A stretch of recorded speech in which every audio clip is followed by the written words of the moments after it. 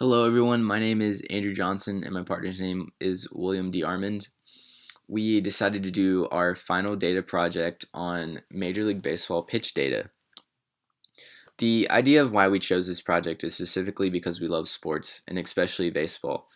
We recognized that baseball is one of the hardest sports to play, and we really wanted to see exactly how hard it actually is to play successfully in the MLB because it's played at the highest level. People normally say that hitting a major league pitch is one of the hardest things to do, and we wanted to see the actual probability of not only getting a hit, but successfully getting on base. First, we would like to talk about Mookie Betts. He's an outfielder, and he has previously played for the Boston Red Sox, and now he will play for the Los Angeles Dodgers in the next season. Mookie Betts has been very successful. His career batting average is over 300, and his on base percentage is also over 300. He is understood as a very successful baseball player in the MLB, and we decided to choose him to compare his on base percentage throughout his career to the average on base percentage, though, to the one that we found in our data. Our target variable question that we chose for this project is what are the different aspects of a pitch that a batter really needs to recognize to get on base successfully? And we will go over the different aspects throughout our presentation. First, we would like to talk about the data source and description of our data. We decided to choose data from a website called Kaggle, and we used 200 of the over 100,000 data that Kaggle provided. This data included pitches from players, for example, John Lester, Adam Wainwright, Carlos Martinez, Jordan Walden, and many others. We highlighted Adam Wainwright for this project because he has seen has been very successful as he has played for the St. Louis Cardinals throughout his career. He relies heavily on his fastball, which is averaged to be pitched around 90 miles per hour, and his curveball is averaged around 75 miles per hour. We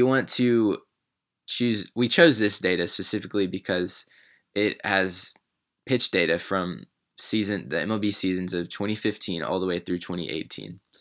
This data allowed us to choose different types of pitches, which could be seen as fastball, curveballs, sinkers, changeups, and many more. So we also chose to highlight the break angle of the pitch, which could be seen in degrees, the break length, which is seen in inches, and those two basically portray how far a pitch will break from first thrown to when it reaches the plate. Next, we were going to highlight the start speed, which is the speed that the pitch comes out of the pitcher's hand, and then the end speed, which is when the pitch reaches the plate. Both of these are highlighted in miles per hour. Finally, the spin direction, which is calculated in degrees, and the spin rate, which is calculated in rotations per minute. Next, we would like to show a graph that we made for the averages of our data. As you can see, the average start speed of our data is around 86 miles per hour, and this is a total of every single pitch that we used out of the 200. This could include changeup, sinker, fastball, curveball, knuckleball, any pitch that a pitcher pitched over the seasons that we chose. And then the average end speed is lower than the start speed. This could be seen as the pitch slowing down over time when the pitcher pitches the ball to the catcher. Normally, a fastball will increase as it goes to the plate, and a changeup will slow down. So you can see that sometimes the pitch will slow down and sometimes the pitch will rise. The average of our data shows that the pitch would slow down from 86 to around 79 miles per hour. The average spin direction is also seen at 160 degrees, and the average break angle is at negative 6.5. And these are important to realize because the spin direction in degrees really shows how far the pitch will change directions as it is going towards the plate, and the average break angle really shows how much the pitch breaks from when the pitcher first pitches the ball to when it reaches the plate. We also calculated the break length and the spin rate for this bar graph, and we thought it was super important to visualize these averages of our data collected. Next, we decided to do a decision tree for our project, and we based this decision tree on the average on base percentage of our data. The average on base percentage that we calculated is around 272, and as you can see, that is smaller than Mookie Betts that was at 374. So our data really shows that it's much harder to get on base if the player is not as good and is not as talented as a player like Mookie Betts.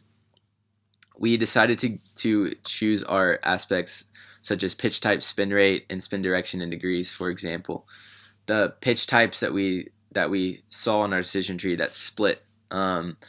It's split between fastball or curveball and the sinker or changeup, and you can see from our data that when you look at the pitch type, the fastball or curveball is much more common for a pitcher to throw, and it is 182 times out of our 200 data points.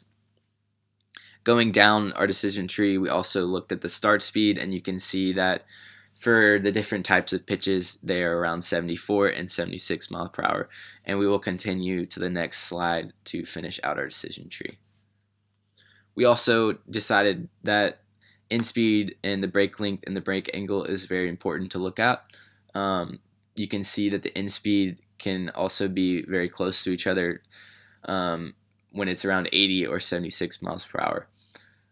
The break length and the break angle is also very important to visualize this decision tree. Next, we would like to talk about the results that we found from this data.